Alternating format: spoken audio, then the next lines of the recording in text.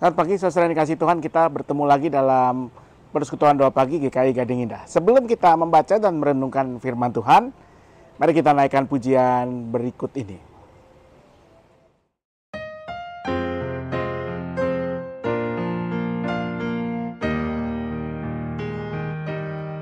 Seindah siang disinari terang, cara Tuhan mengasihiku. Seindah petang dengan angin sejuk, cara Tuhan mengasihiku.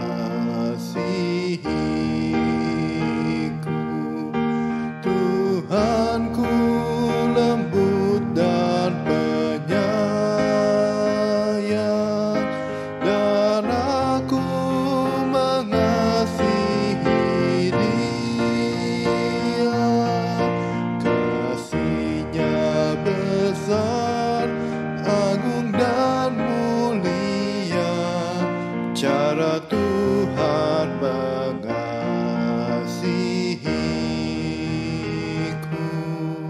Sedalamnya laut, seluas angkasa, cara Tuhan mengasihiku.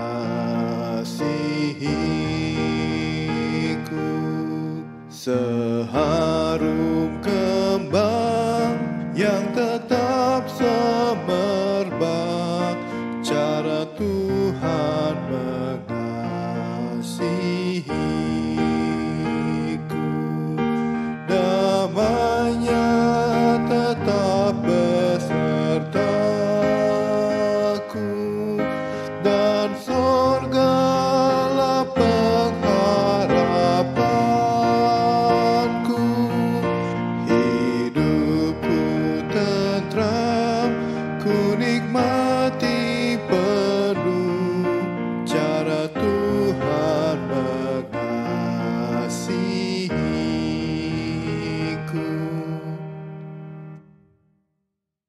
Nah, saudara yang dikasih Tuhan, Alkitab kaya dengan berbagai simbol, berbagai lambang yang digunakan untuk memudahkan orang memahaminya.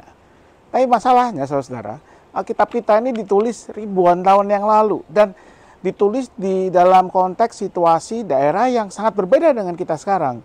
Sehingga mungkin banyak simbol tersebut yang kita tidak kenal lagi atau mungkin kita pahami secara berbeda. Misalnya simbol gembala.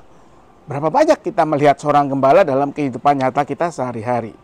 Atau simbol garam dan terang. Betul, kita masih menggunakan garam dan terang sekarang, tetapi mungkin kita memahaminya berbeda dengan 2000 tahun lalu di Palestina. Tentang makna, fungsi, dan nilai dari garam dan terang itu. Nah, tapi ada satu simbol yang sangat menarik yang ternyata digunakan sekarang pun masih dengan pemahaman yang kurang lebih sama. Simbol apa itu? Kita akan temukan dalam 2 Korintus pasal 3 ayat 1 sampai ayat ke-4. Saya akan bacakan buat kita semua. Apakah kami mulai lagi memuji diri kami? Atau apakah kami seperti orang-orang lain perlu surat rekomendasi untuk kamu atau dari kamu? Kamulah surat kami yang tertulis dalam hati kami, yang dikenal dan dibaca oleh semua orang. Sebab telah ternyata bahwa kamulah surat Kristus yang ditulis oleh pelayanan kami. Ditulis bukan dengan tinta, tetapi dengan roh dari Allah yang hidup, bukan pada loh-loh batu, melainkan pada loh-loh daging, yaitu di dalam hati manusia. Demikianlah besarnya keyakinan kami kepada Allah melalui Kristus. Simbol apa saudara? Simbol surat. Tapi bukan cuma surat biasa. Yang dimaksud di sini bukan surat cinta, bukan surat kabar, bukan pula surat pemberitahuan, apalagi surat kaleng, saudara. Surat yang dimaksud di sini secara spesifik adalah apa yang disebut di ayat pertama dengan bahasa Yunani systatikon, yaitu surat rekomendasi atau dengan bahasa lain surat endorsement kalau zaman sekarang. Suatu surat yang dituliskan dengan tujuan untuk merekomendasikan atau mengendorse si pembawa surat ini kepada si penerima surat, supaya apa yang dimaksudkan oleh atau yang dituju diinginkan oleh si pembawa surat ini bisa dipenuhi oleh si penerima surat ini. Nah, kalau kita pernah melamar pekerjaan baru, kita pernah mengajukan beasiswa, mungkin Anda pernah juga mengajukan visa, pasti Anda pernah mengurus yang namanya surat rekomendasi ini. Dan rupanya 2000-an tahun lalu, surat rekomendasi ini sudah menjadi hal yang biasa, dan sampai sekarang bagian-bagian dari sebuah surat rekomendasi itu rupanya masih sama, saudara. Bagian pertama adalah dia menjelaskan siapa sih pemberi rekomendasi ini. Apakah atasan, ataukah seorang yang dianggap senior, atau rekan kerja dari yang si penerima rekomendasi ini, atau mungkin gurunya, dan sebagainya. Dia juga menjelaskan siapa diri si penerima rekomendasi ini. Siapa dia, apa pendidikannya, apa kaitannya dengan si pemberi, apakah dulu dia adalah seorang muridnya, atau seorang mantan karyawan, dan seterusnya. Bagian kedua, surat rekomendasi merupakan atau berisi kredensi, suatu keterangan tentang kelebihan-kelebihan dari si penerima rekomendasi ini, orang yang diberi rekomendasi ini. Ya, bisa juga berisi pujian-pujian. Dia seorang yang rajin, yang punya banyak skill, yang punya komitmen, yang pintar berkomunikasi, yang sangat perhatian, dan seterusnya. Bagian ketiga adalah endorsement-nya sendiri.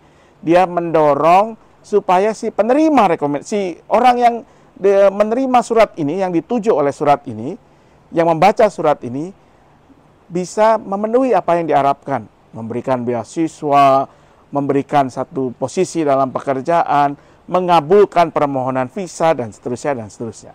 Itu 3 bagian utama dari surat rekomendasi yang rupanya dari 2000 tahun lalu sudah digunakan. Apa yang menarik ketika Rasul Paulus berkata bahwa kamu, jemaat Korintus, adalah surat rekomendasi bagi kami, bahkan bagi Yesus Kristus. Nah, Paulus mau mengatakan bahwa jemaat Korintus, tapi juga kita semua yang membaca surat ini sekarang, gereja sekarang, adalah surat rekomendasi. Seperti surat rekomendasi yang kalau orang membaca, melihatnya, mereka bisa mengenal Kristus. Yesus Kristus yang kita rekomendasikan itu. Yesus Kristus yang kita sembah, yang kita muliakan. Bagaimana mereka mengenalnya? Ketika kita menyatakan kualitas-kualitas, hal-hal yang berharga yang sudah dilakukan oleh Tuhan Yesus Kristus. Kalau Tuhan Yesus, kita meyakini dia menyatakan kasih, sukacita, damai sejahtera, keselamatan, pengampunan, dan seterusnya, maka cara terbaik untuk merekomendasikannya adalah dengan menyatakan hal-hal yang sama. Menyatakan kasih, menyatakan damai, sukacita. Orang yang mengenal kita, atau dalam bahasa Rasul Paulus, orang yang membaca diri kita sebagai surat rekomendasi untuk Kristus, bisa merasakan dikasihi, bisa merasakan bersukacita ketika kita ada, bisa merasakan pengampunan yang kita berikan, bisa merasakan perhatian yang kita nyatakan, bisa merasakan kekuatan yang kita berikan.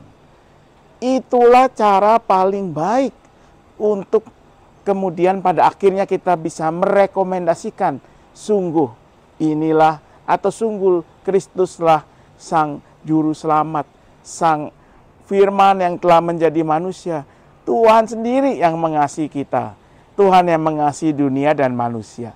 Kalau kita sebagai rekomendasinya, yang sebagai surat rekomendasinya, sungguh menyatakan dan bisa dipahami oleh orang yang mengenal diri kita. Dan kata lain, kita adalah saksi-saksi Kristus, seperti surat rekomendasi yang terbuka, bisa dibaca, bisa dilihat, bisa dirasakan oleh setiap orang yang mengenal kita. Sebaliknya, kalau kita mengatakan ya, oh Kristus itu kasih, sukacita, damai sejahtera, ya, dan seterusnya, tetapi orang yang mengenal kita justru merasakan sebaliknya. Kenal kita bukannya bersukacita, malah bermuram durja, karena kita menyebalkan. Kristus adalah pengampun, tapi kita justru menyatakan atau memperlihatkan kita ini dendam terhadap orang itu. Ya, pinginnya orang itu sampai hancur gara-gara dia mungkin pernah melukai kita.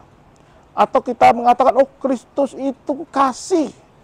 Tapi kemana-mana yang kita tebarkan kebencian, yang kita tebarkan sakit hati, kemana-mana yang kita lakukan membuat orang terluka.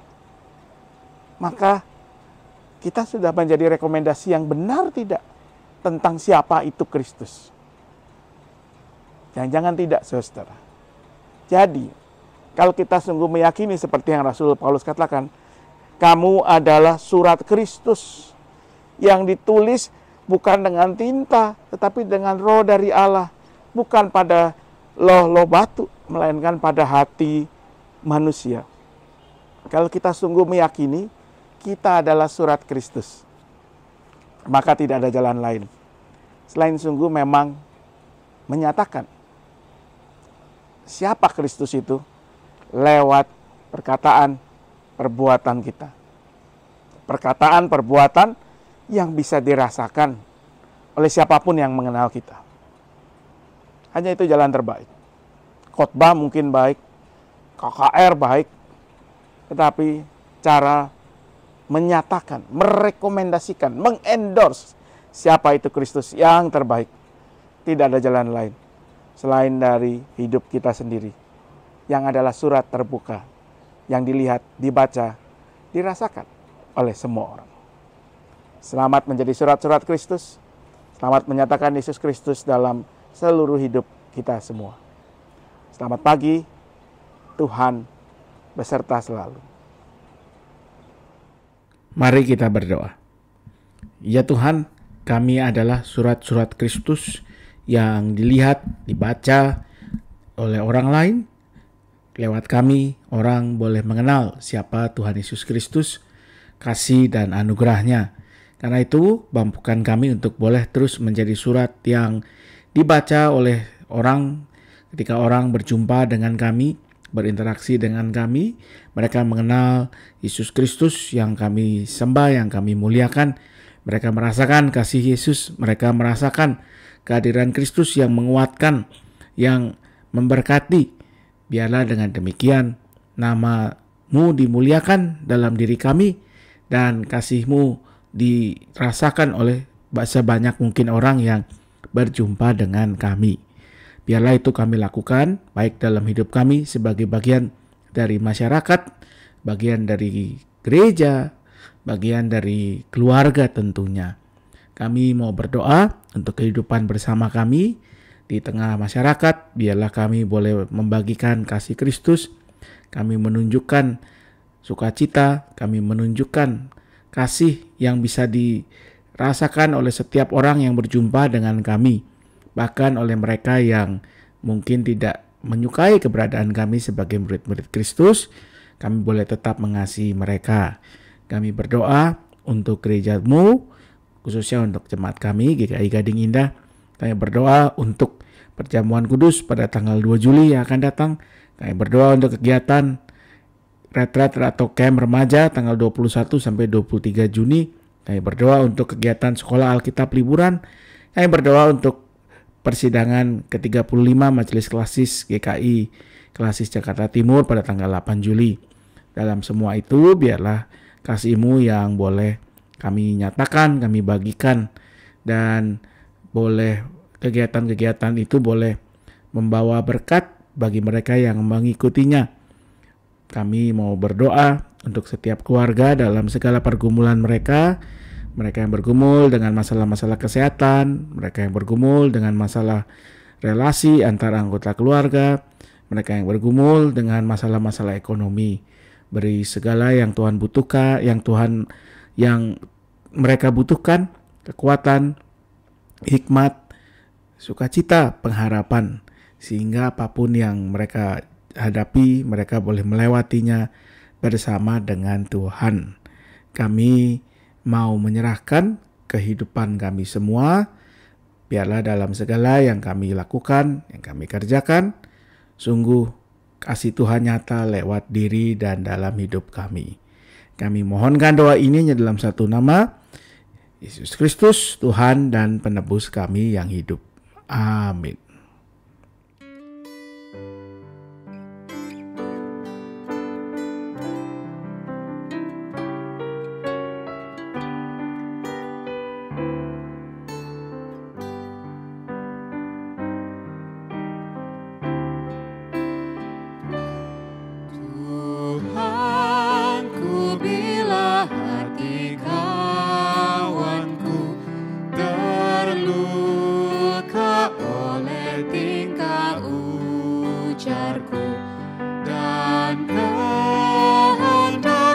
jadi panduku, ampunilah.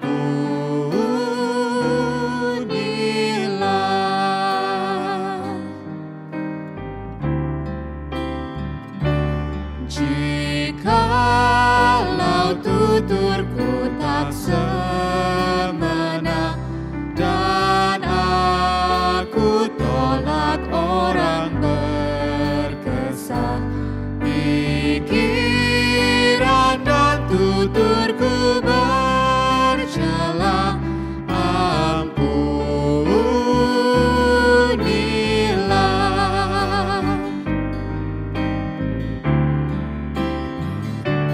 Dan hari ini aku bersembah serta padamu Bapa berserah, beri